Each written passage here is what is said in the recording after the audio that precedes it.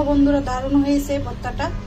তো যদি আসসালামু আলাইকুম বন্ধুরা, আজকে আবার হাজির হলাম নতুন একটা রেসিপি নিয়ে। তো আজকে আমি করব হচ্ছে চিংড়ি মাছের শুটকি দিয়ে একটা রেসিপি, আর হচ্ছে শুকনো মরিচ এবং রসুন, পেঁয়াজও আসছে সাথে। তো চলেন ঝটপট শুরু করা যাক। কি করব আপনাদেরকে দেখাবো, আপনাদের সাথে শেয়ার করব।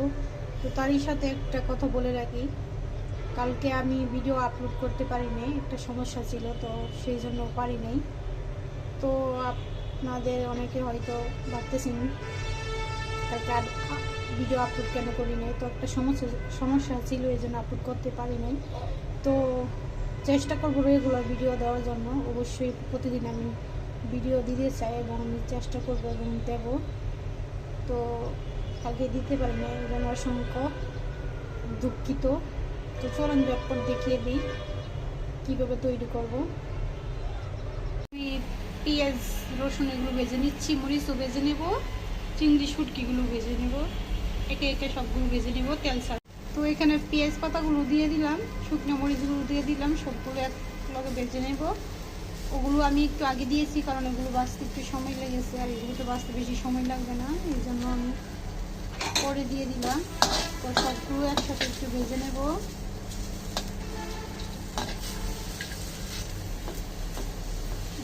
করে ভেজে নেব হালকা করে, আর একটু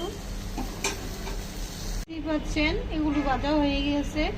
তো হয়ে গিয়েছে, এখন আমি নামিয়ে নেব। বেশি ভাজি নিয়ে হালকা ভেজেছি, মরিচগুলো বেশি ভেজে গেলে ভর্তাটা কালো হয়ে যাবে, খেতে বেশি একটা টেস্ট লাগবে না, সেই জন্য আমি একটু হালকা ভেজে নিয়েছি। মাছের শুটকিগুলো ভেজে নিচ্ছি, কড়াইয়ের মধ্যে দিয়ে দিলাম। আমি এগুলো ভালো করে একটু ভেজে নেব, ভেজে তারপরে আমি ধুয়ে নেব পানি দিয়ে। এখানে ভাজাভাজি শেষ, সব কিছু ভেজে নিয়েছি, আর চিংড়িটা ভেজে ভালো করে ধুয়ে নিয়েছি, ধুয়ে পরিষ্কার করে নিয়েছি। এখন আমি এগুলো কাটার মধ্যে বেটে নেব। দেখাতে পারবো না, তো দেখেন এখন মরিচ আর রসুন পেঁয়াজগুলো বেটে নিচ্ছি। তো ফাইনালি বন্ধুরা ভর্তাটা রেডি হয়ে গেছে। ভর্তাটা এখন আমি সার্ভ করে দেখাবো। তো দেখো বন্ধুরা, এখানে আমার রেডি হয়ে গেছে ভর্তাটা। পাটা পোতা দিয়ে আমি বেটে নিয়েছি ভালো করে।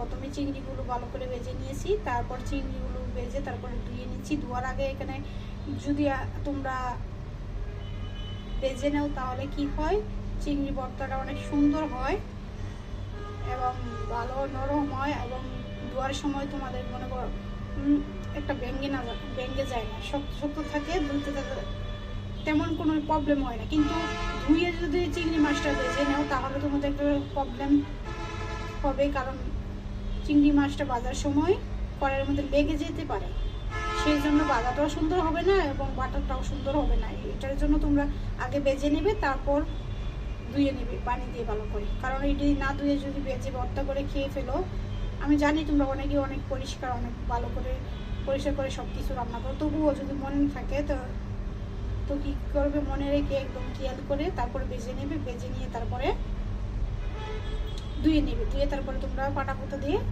ভর্তাটা বানিয়ে ফেলবে। মরিচ সব কিছু আগে বেটে নিয়ে তারপরে ইয়াটা বেটে নেবে, এগুলোর সাথে মিশিয়ে ভালো করে।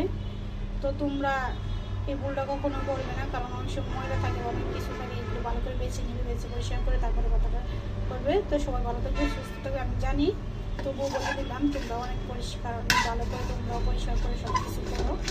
তো সবাই ভালো থাকবে, সুস্থ থাকবে। আসসালামু আলাইকুম।